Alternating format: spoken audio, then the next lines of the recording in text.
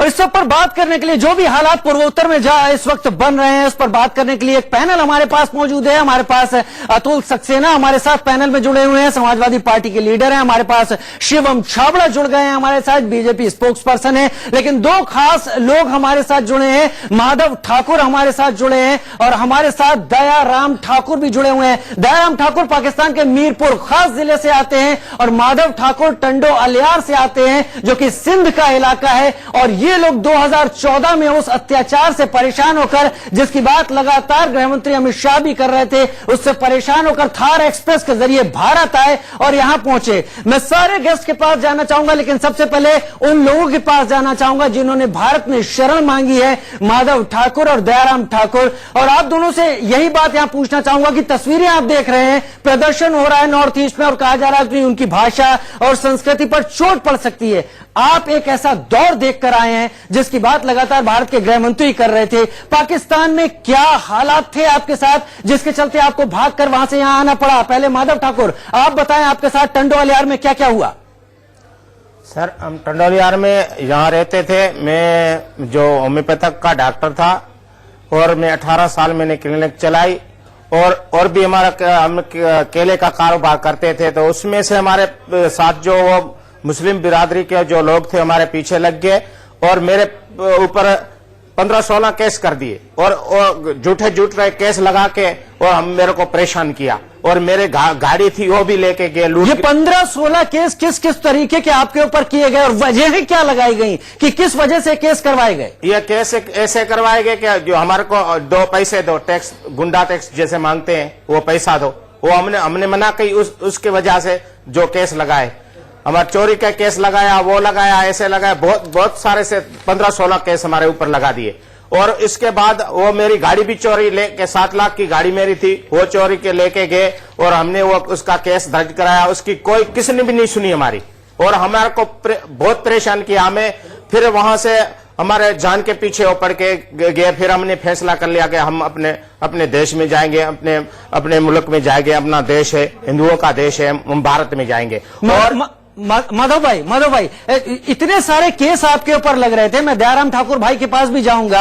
आपके परिवार पर किस किस तरह की आफत आई? अक्सर सुना जाता है वहां पर खास तौर पर लड़कियों को अगवा किया जाता है, उनका धर्म तक बदल दिया जाता है और उसके बाद जब ज्यादा दबाव पड़ता है तो कहा जाता है कि उसने शादी कर ली है। इस तरह के मामले अक्सर आते हैं पाकिस्तान से। आपके परिवार पर किस किस तरह का दबाव था? हमारे जो परिवार था तो हम तो कोई सिटी में रहते थे, कोई बाहर रहते थे। हमारे परिवार, हम सिटी में रहते थे, हम अपना परिवार को बाहर सिटी में जाने नहीं देते थे। और जो मेरी बच्ची, मेरी लड़कियां थी, उनको 3-3, 4-4 किताब पढ़ा के अपने घर में रखा, इसीलिए हमने अपनी इज्जत बचाई।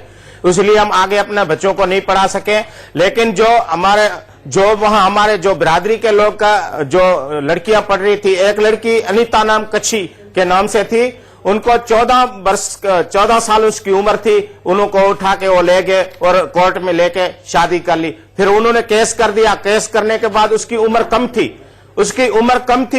उसके लिए उन्होंने उसको मदरसे में भेज दिया और माँ बाप से नहीं मिलने दिया और बोला इसके जो 18 साल होंगे तो इनको हम उन मुस्लिम के साथ भेजेंगे। ये मुसलमान हो गई है, अब ये हिंदू नहीं हो सकती। इसलिए हमारे जो लोग हैं उनको बहुत परेशान उधर किया जाता था और हमारे को परेशान किए। फिर हमने ये फैसला लिया कि हम भारत में जाएंगे और हमें भारत में, और हमारे जो उधर जो लेडीज थी वो नहीं जाती थी कोई काम पे, कोई नौकरी नहीं करती, अपने घर में रखते थे कि अपनी इज्जत रहे, अपना धर्म कायम रहे। हम कहाँ जाने नहीं देते थे क्योंकि वहां के जो लोगों को हमारे जो लेडीज थी कोई शादी ब्याह में उनके साथ नहीं जाती थी, वो अपने घरों में रखते थे कि हमारा धर्म कायम रहे। अपने धर्म को बचाने के लिए हमने यही फैसला किया, हमारी इज्जत महफूज नहीं, हम खुद इधर महफूज नहीं है, हम भारत में जाएंगे, अपने देश में जाएंगे। वो हमारे को बोलते थे आप हिंदू हो, हिंदुस्तान में जाओ, आपका इधर क्या है? हम मुसलमान पाक हैं और हम जन्नत में जाएंगे, आप दोजख में जाओगे। इतना बहुत सवाल हमारे को करते थे। जब कोई क्रिकेट होता था तब भी वो हमारे कोई भी आउट होता था, हमारा जो तेंदुलकर है या सहवाग है, कोई हमारा को बोलते थे ये देखो तुम्हारे बाप को आउट कर दिया। ऐसे हमारे को, ऐसे जैसे ये जो हमारे को जो ये भाषा बोलती थी वो तीर की तरह हमारे इधर लगती थी। इसलिए हमने फैसला कर लिया कि हम भारत जाएंगे, अपने देश में जाएंगे। इसलिए हम अपने देश में आगे। माधव ठाकुर, आपसे यह भी जानना चाहूंगा आगे, और इससे पहले कि मैं दयाराम ठाकुर के पास चलूं, वहां की पार्टियों ने आपके साथ आपका कितना साथ दिया है जो आज खैरख्वाह बनने की कोशिश करती हैं? आप तैयार रहिएगा, इस सवाल के जवाब के पास आपके पास आऊंगा। लेकिन दयाराम ठाकुर जो कि मीरपुर खास से हैं, सिंध का इलाका है मीरपुर खास, दयाराम वहां रहा करते थे और वहां से वो भागे और पहुंचे थार एक्सप्रेस का उन्होंने रुख किया, थार पकड़ी, बाड़मेर के रास्ते भारत में आए 2014 में। आपके साथ क्या क्या बीती दयाराम भाई, कितना दर्द सहा, वो परेशानियां क्या थी जो पाकिस्तान में आपको झेलनी पड़ी कि उसके बाद आपको अपना वतन छोड़ना पड़ा?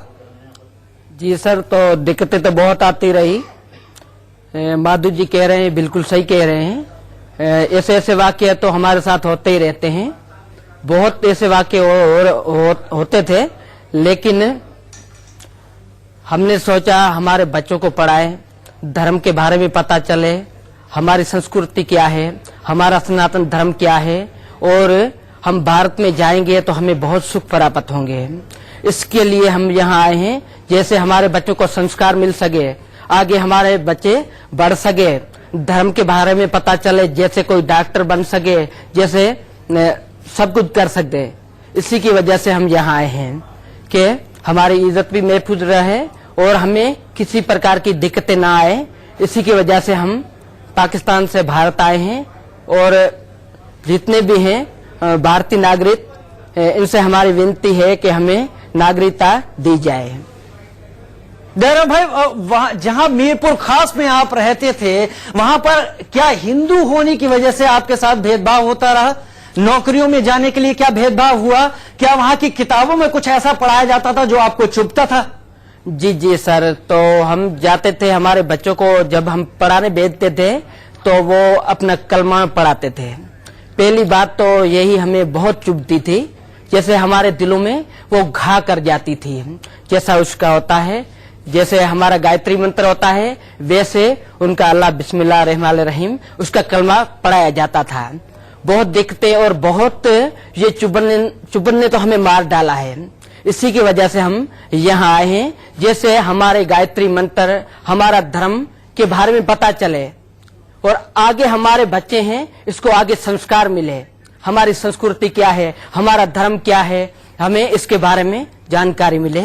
इसकी दयाराम भाई, आपसे बात करेंगे और भी कि वहां की सरकार, वहां के राजनीतिक दल, नेता और पार्टियां, उनका आप लोगों को लेकर क्या रुख था। लेकिन इस बीच पाकिस्तान से भी ये खबर आ रही है जहां लगातार अल्पसंख्यक लड़कियों के साथ अत्याचार हो रहा है। हाल ही में एक ईसाई नाबालिग लड़की का धर्म परिवर्तन तक करा दिया गया। उसकी मां का दर्द आपको सुनवाते हैं। क्रिश्चियन कम्युनिटी की पूरी बरादरी इकट्ठी हो जाए ना तो मेरा कुछ नहीं बिगाड़ सकते।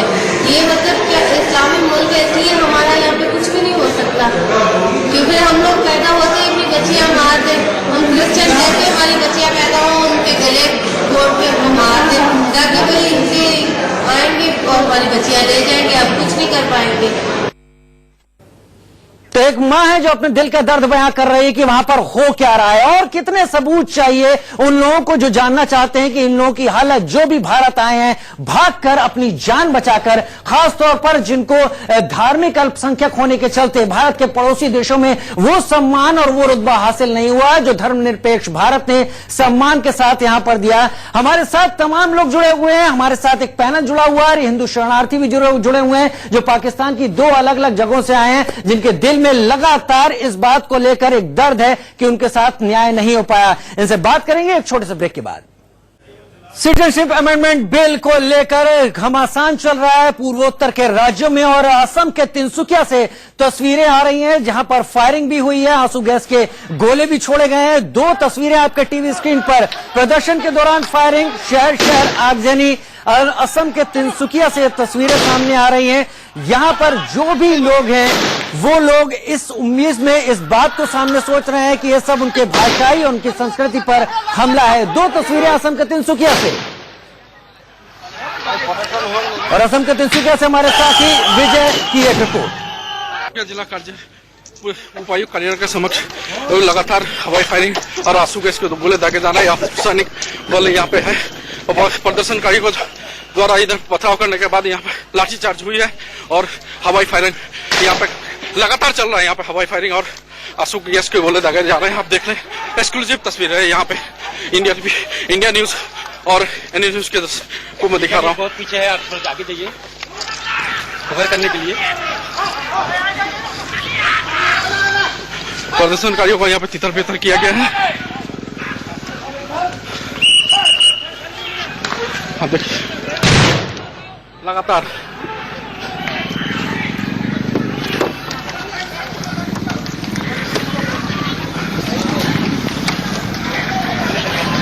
सीधे सीधे एक्सक्लूसिव तस्वीरें तो दिखा दे। तिनसुकिया जिला जो आज प्रदर्शनकारियों ने कैब के खिलाफ प्रदर्शन निकाल कर यहाँ पे जिला उपायुक्त के कार्यालय का घेराव कर किया गया था, काफी उत्तप्त परिस्थिति हो चुका है यहाँ पे।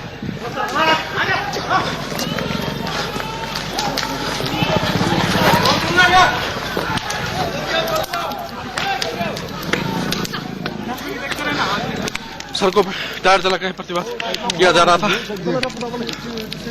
और देखिए किस तरह से यहाँ पे सुरक्षा बल तैनात है।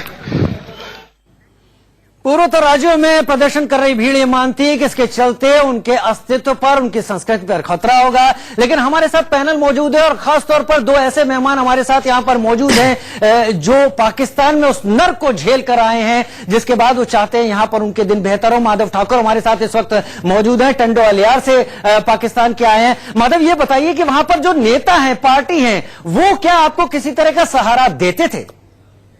हाँ जी, वहाँ जो पार्टियां हैं, जो वो नेता, वो तो हमारे को सहारा देते थे, लेकिन वो दिल से नहीं कि भैया वो है, क्योंकि वो जो उनके जो नेता होते थे मुसलमान होते थे तो उनके जो मुसलमानों की बात रखते थे, हमारे को ऐसे खुश कर देते थे।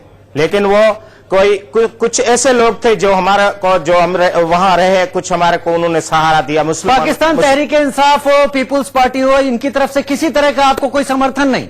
नहीं सर, उसमें कोई नहीं हुआ। लेकिन कोई ऐसे आदमी थे जो कोई मुस्लिम थे जो हमारे को सपोर्ट किया, वो भाई जैसा हमारे को रखा, लेकिन उस वजह से हमने उतने दिन निकाले। लेकिन फिर अभी वो एक दो जो वो हमारे को सपोर्ट कर रहे थे वो क्या कर सके उधर। चलिए आप लोगों से जान रहे हैं, तमाम दर्द आपका जान रहे हैं जो आप बयां कर रहे हैं कि पाकिस्तान में आपने क्या झेला, क्या नहीं झेला और उसके बाद क्या हो रहा है यहाँ पर।